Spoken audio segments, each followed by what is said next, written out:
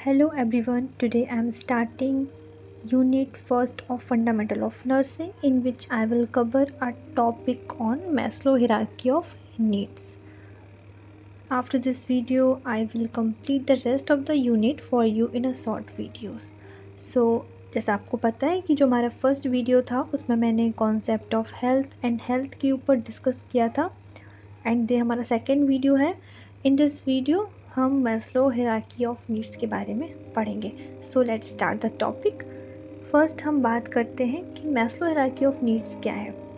Okay, सो जैसे इसमें लिखा हुआ है, Maslow hierarchy of needs is a motivational theory that argues that while people aim to meet basic needs it was proposed by Abraham Maslow in the year 1943. Okay, सो जो हमारा Maslow hierarchy of needs है वो एक motivational theory है जो किसने दी थी, जो हमारे साइंटिस्ट थे अब्राहम मैस्लो. वो एक अमेरिकन साइंटिस्ट थे. उनका पूरा नाम है Abraham Harold Maslow. Was American psychologist जिन्होंने ये थ्योरी दी थी. उसमें क्या बताया था, उन्होंने बताया था कि वो किस पर फोकस कर रहे हैं. वो यहाँ पर पीपल्स की बेसिक नीड पर फोकस कर रहे हैं. मतलब पीपल्स की जो बेसिक नीड्स हैं उनको कैसे हम पूरा किया जाए, कैसे उनको जो बेसिक नीड्स है उनको कैसे हम पूरा कर सकते हैं, उस पर ये फोकस करते हैं. ओके, तो ये साइंटिस्ट हैं इन्होंने कुछ थ्योरी दी थी, कुछ नीड्स बताई थी, 5 टाइप्स की नीड बताई थी जो हम आगे पढ़ेंगे अभी, उसके बारे में उन्होंने बताया था. और ये क्या बोलते हैं, Maslow hierarchy of needs is a model. ये एक मॉडल भी है that nurse use to understand. जो नर्सेज हैं वो इसका यूज़ करती हैं. किस लिए यूज़ करती हैं, understand the inter relationship of basic human needs. मतलब ह्यूमन की जो बेसिक नीड्स हैं उनको क्या नीड्स हैं, क्या ज़रूरत है ह्यूमंस को, तो उसके लिए नर्सेज क्या यूज़ करती हैं, इस मॉडल का वो यूज़ करती हैं. ईज़िली वो समझ सके कि किस ह्यूमन को किस पीपल को कौन सी नीड्स है. ओके, सो इन्होंने बताया. नर्सेज क्यों बताया, क्योंकि हॉस्पिटल में जो पेशेंट्स आते हैं,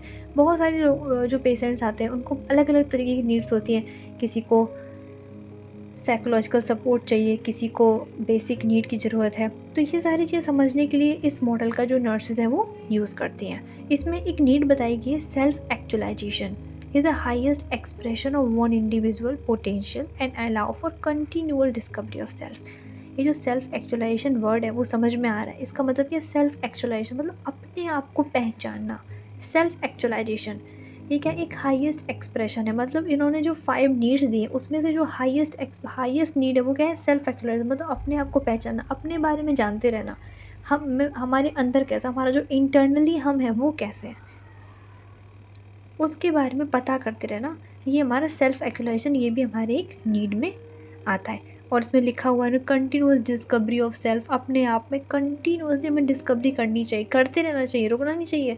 हमारी स्किल्स, हम किस में बेस्ट हैं, किस में अपना बेस्ट दे सकते हैं. तो ये सारी चीज़ें जो हमें डिस्कवरी अपने आप में करते ही रहना चाहिए. सो हमारे जो मैस्लो हैं उन्होंने 5 नीड्स बताई थी. हम देखते हैं कौन कौन सी नीड्स बताई थी. सो फर्स्ट में फिजियोलॉजिकल नीड्स. फिजियोलॉजिकल नीड्स का मतलब क्या है कि हमारा सबसे पहले स्टार्टिंग देखते हैं. जब किसी बेबी का, किसी पर्सन का ग्रोथ होती है, ग्रोथ सबसे पहले उसको बेसिक नीड्स क्या होती है, उनको स्लीप चाहिए, फूड चाहिए, वाटर चाहिए, रहने को घर चाहिए.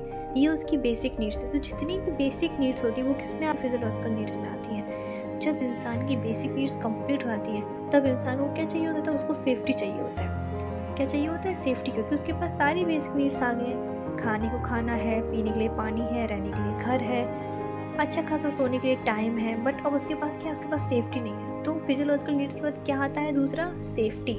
इंसान किसको प्रायोरिटी देता है, सेफ्टी को प्रायोरिटी देता है. उसको चाहिए होता है कि हमारी फैमिली को सेफ्टी हो, हमारी फैमिली को कोई प्रॉब्लम ना हो, हर तरीके से उसको सेफ़ रहना, अपने आप को सेफ़ करना, अपनी फैमिली को सेफ़ करना. अगर हम हॉस्पिटल की बात करें तो हॉस्पिटल में भी सेफ्टी बहुत इंपॉर्टेंट है. अगर हम देखते हैं कि इन्फेक्शन के रिगार्डिंग हम देखें तो इन्फेक्शन कंट्रोल टीम बनाई जाती है हॉस्पिटल्स में. किसी को इन्फेक्शन हो रहा है, किसी को न्यूरोटिक हो गया तो उसके लिए सेपरेट ना हो. तो ये सेफ्टी हमारे हॉस्पिटल्स में भी आती है. और इसमें क्या लिखा हुआ है, स्टाफ हाउसिंग, चाइल्ड का केयर करना वो भी सेफ्टी में आता है.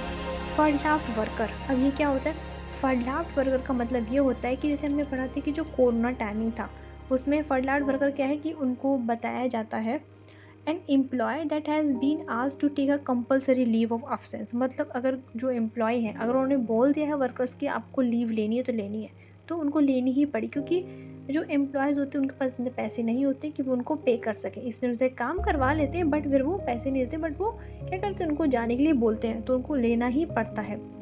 तो ये होते हैं फर्ल्ड आउट वर्कर, उनके लिए भी कुछ सेफ्टी की बहुत इंपॉर्टेंट यहाँ बताया गया है। जो कोरोना टाइमिंग था वहाँ पर ऐसे जो वर्कर्स थे बहुत थे, उनको पैसे मिल नहीं रहे थे बट वो काम कर रहे थे, थोड़े बहुत मिल रहे थे, बट ऐसा नहीं, पर वो काम कर रहे थे और नहीं मिल रहे तो उनको जाना ही पड़ता था, उनके पास कोई ऑप्शन नहीं था। और पर्सनल फाइनेंशियल स्ट्रेन का मतलब यहाँ बताया गया कि फाइनेंशियली हर किसी के पास फिट होना, फाइनेंशियली उनके पास सब कुछ है या नहीं है, ये हमारा इसमें आता है। देन हमारा सेफ्टी के बाद आता है बिलोंगिंग एंड लव। अब इसका मतलब क्या होता है, इंसान के पास फिजियोलॉजिकल नीड्स आ गई, सेफ्टी भी आ गई, अब उसको किसकी ज़रूरत है, अब उसको फीलिंग ऑफ बिलोंगिंगनेस, उसको एक ऐसे इंसान की ज़रूरत है, ऐसे लोगों की ज़रूरत है, ऐसा उसका फ्रेंड सर्किल होना चाहिए, उसकी फ्रेंडशिप किसी से ऐसी हो जिससे वो सारी चीज़ शेयर कर सके। ओके, रहने को घर है, सेफ्टी भी है उसके पास, अब उसके पास ऐसे लोग भी चाहिए होते हैं, उसका सोशल इन्वायरमेंट भी ऐसा होना चाहिए जिसके वो अच्छा लगे, अपने आप को सर्वाइव कर सके। कोई अगर सपोज़ करो कोई पर्सन ऐसा उसके पास सब कुछ है बट उसने अपने आप को बाइंड करके रखा हुआ है एक जगह एक रूम में, तो उसको क्या पता बाहर कैसा है, दुनिया कैसी है, जब लोगों से बात नहीं करेगा, इंटरेक्ट नहीं करेगा तो उसको कुछ पता ही नहीं चलेगा। तो ये वहाँ पर दिखाया गया कि बिलोंगिंगनेस की फीलिंग है वो भी लोगों में आती है और उसकी नीड्स को भी क्या होता है पूरा करा जाता है। ठीक है, तो मतलब क्या होता है जिससे उनको बताया गया पे एक्यूरेट इन्फॉर्मेशन मिल सके। ओके, इनकरेज इंटरनल कम्युनिकेशन उनका बहुत अच्छा हो सके। ओके, जिसमें ये बताया गया है जो उनका कम्युनिकेशन है वो अच्छा हो सके, एक्यूरेट इन्फॉर्मेशन मिल सके, उनका जो सोशल बॉन्डिंग बन रही है वो भी काफ़ी अच्छी हो। ये सारी चीज़ें हम बिलोंगिंगनेस एंड लव में हम देखते हैं। ओके, अगर हम बिलोंगिंगनेस की बात करें, बड़े लोग की बात करें तो ये हो गया कि अपनी शेयर कर लेते हैं इन्फॉर्मेशन। अगर हम बच्चे की बात करें, जब कोई छोटा बच्चा होता है तो उसको क्या चाहिए होता है, उसको सेफ्टी नहीं चाहिए होती, उसको प्यार चाहिए होता है। तो वो क्या करता है, वो अपनी प्रायोरिटी किसके ऊपर रखते हैं, तो बच्चे की प्रायोरिटी किस पर जाएगी, लव के ऊपर, उसको प्यार चाहिए होता है बच्चे को, सेफ्टी नहीं। तो वो सेफ्टी से ऊपर किसको प्रायोरिटी देता है, फीलिंग ऑफ बिलोंगिंगनेस को। Got it. सो हमारा जो फोर्थ नीड है वो हमारा है सेल्फ स्टीम।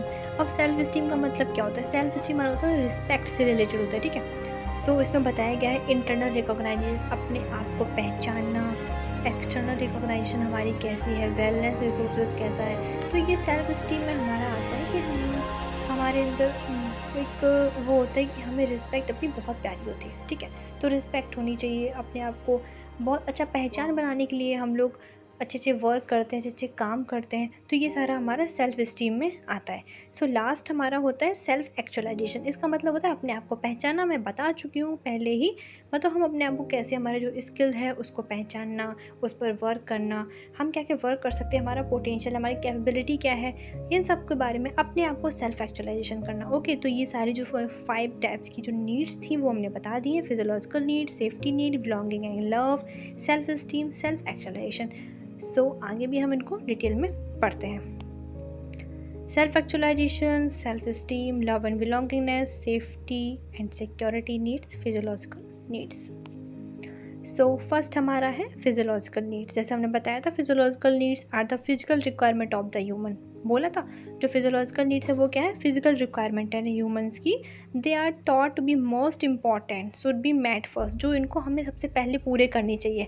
सबसे पहले हम कौन सी नीड्स को पूरा करते हैं, सबसे पहले हम ह्यूमंस की फिजियोलॉजिकल नीड्स को पूरा करते हैं और वो हमें पूरा करना भी चाहिए। They are the basic needs, क्योंकि ये बहुत ही बेसिक नीड्स होती है। सबसे पहली नीड्स क्या होती है, यही होती है, जैसे कि एयर, वाटर, फूड, ये सारी उनको चाहिए होती हैं, which our metabolic requirement for survival in animals including humans.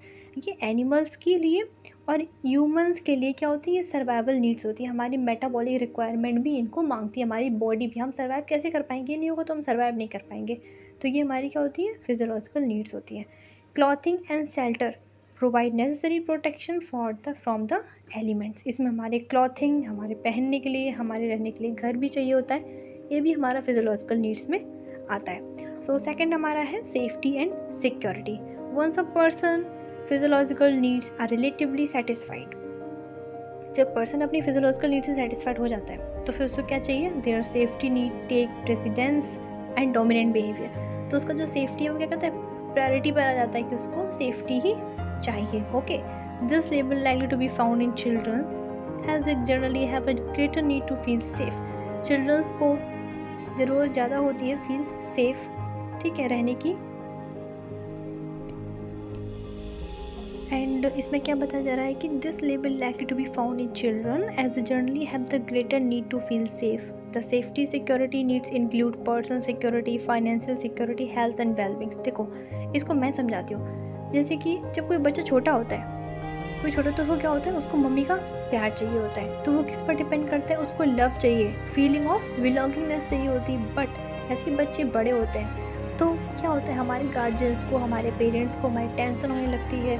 उनको क्या होने लगता है कि बच्चे जो हैं वो, उनके पास पर्सनल सिक्योरिटी होनी चाहिए, फाइनेंशियल सिक्योरिटी होनी चाहिए, अपने फ्यूचर के लिए उनके पास फाइनेंशियल दे दें इतना जिससे वो अपनी एजुकेशन को कंप्लीट कर लें. ओके, उनकी हेल्थ के लिए, उनकी वेलबींग्स के लिए.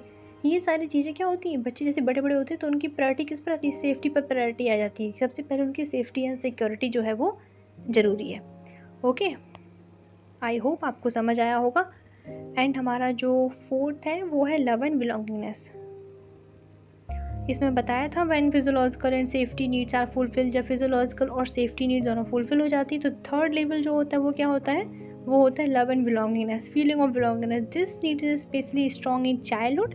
चाइल्डहुड में बहुत स्ट्रॉन्ग होता है and can override the needs for safety in childrens. But कभी कभी ये क्या कर देता है, प्रॉब्लम भी क्रिएट कर सकता है आगे बड़े चिल्ड्रंस के लिए. क्या होता है, चेंज हो जाता है.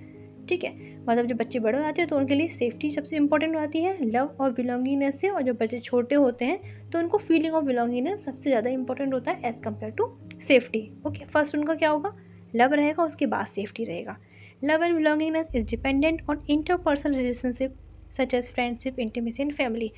जो लव एंड बिलोंगिंगनेस है ये उस पर डिपेंड करता है कि उस पर्सन का जो इंटरपर्सनल रिलेशनशिप है उसके फैमिली के साथ, उसकी फैमिली के साथ, उसके फ्रेंड्स के साथ, उसके हस्बैंड के साथ, उसकी वाइफ के साथ वो कैसा है. ओके, तो ये उस पर डिपेंड करता है. अब लास्ट हमारा है सेल्फ इस्टीम. इसमें क्या होता है, all humans have need to feel respected. हर एक ह्यूमन की क्या होता है, रिस्पेक्टेड फील करें, वो क्या होता है, उनकी ज़रूरत होती है. This include the need to self esteem and self respect. Okay, people often engage in a profession और हॉबी टू गेन रिकॉग्नाइजेशन. कुछ पीपल्स क्या करते हैं, अपने आप को पहचान देने के लिए अपनी जो हॉबीज़ होती हैं उन पर वर्क करने लगते हैं, उनकी जो स्किल है उन पर काम करने लगते हैं.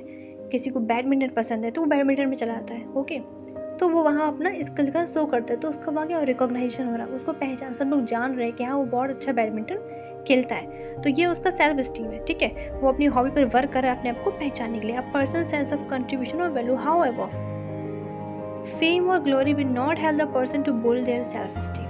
उसकी फेम और ग्लोरी ही अकेला ऐसा नहीं है कि उसकी सेल्फ स्टीम को बिल्ड करने में उसका हेल्प करेगा. हेल्प वो तभी करेगा, कब,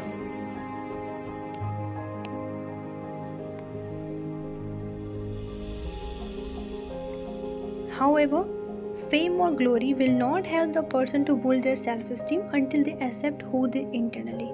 जो हमारा फेम होता है, जो ग्लोरी होता है, वो सिर्फ पर्सन को हेल्प नहीं करेगा उसकी सेल्फ इस्टीम के लिए. वो तभी हेल्प करेगा जब पर्सन अपने आप को पहचानेगा कि वो कौन है, अपने इंटरनली चीज़, अपने इंटरनल कैपेबिलिटी को, पर्सन की जो इंटरनल कैपेबिलिटी है उसको पहचानेगा वो कौन है. उसके बाद ही उसका फेम, उसकी ग्लोरी जो है वो उसमें हेल्प कर सकती है उसको सेल्फ इस्टीम को आगे बढ़ाने के लिए. ओके, सो लास्ट हमारा है सेल्फ एक्चुअलाइजेशन, जिसमें हम बोलते हैं what a man can be he must be. मतलब अगर पर्सन सोच लेता है कि वो कर सकता है तो उसको करना चाहिए. वो करने के लिए अपनी जान भी लगा दे ना, क्योंकि उसने पहचान चुका है कि हाँ वो क्या कर सकता है, उसको जो सेल्फ एक्चुअलाइजेशन है वो हो चुकी है तो उसको वो करना चाहिए. This quotation form the basic of perceive need of self actualisation. ये जो कोटेशन यही बताता है, ये बताता है कि क्या बताता है, basic form of needs of self actualisation. Okay, and this level of need reveal what a person full potential is and realisation of that potential. और ये लेवल यही बताता है कि उसके अंदर कितना पोटेंशियल है कोई काम करने का, ये भी उसको बताता है. Ability to identify our strength and knowing our own capability. मतलब हम अपनी स्ट्रेंथ को पहचाने, हम अपनी कैपेबिलिटी को पहचाने, हम क्या कर सकते हैं, वो सारा हमारा किस में आता है, सेल्फ एक्चुअलाइजेशन में आता है. तो यही जो थे हमारे जो नीड्स थी, ये जो है मॉस्लो ने बताई थी, अब्राहम मॉस्लो ने। ये 5 नीड्स थी जो हर एक ह्यूमन को क्या होती हैं, हर एक ह्यूमन की नीड्स होती हैं। ओके, सबसे पहले फिजियोलॉजिकल नीड्स होती है उनको, फिर सेफ्टी की ज़रूरत पड़ती है, फिर उनको लव एंड बिलोंगिंगनेस चाहिए होता है, फिर उनको self esteem and self actualisation चाहिए होता है। Thank you. आई होप आपको समझ आया होगा। कोई प्रॉब्लम हो तो आप कमेंट करें एंड थैंक यू।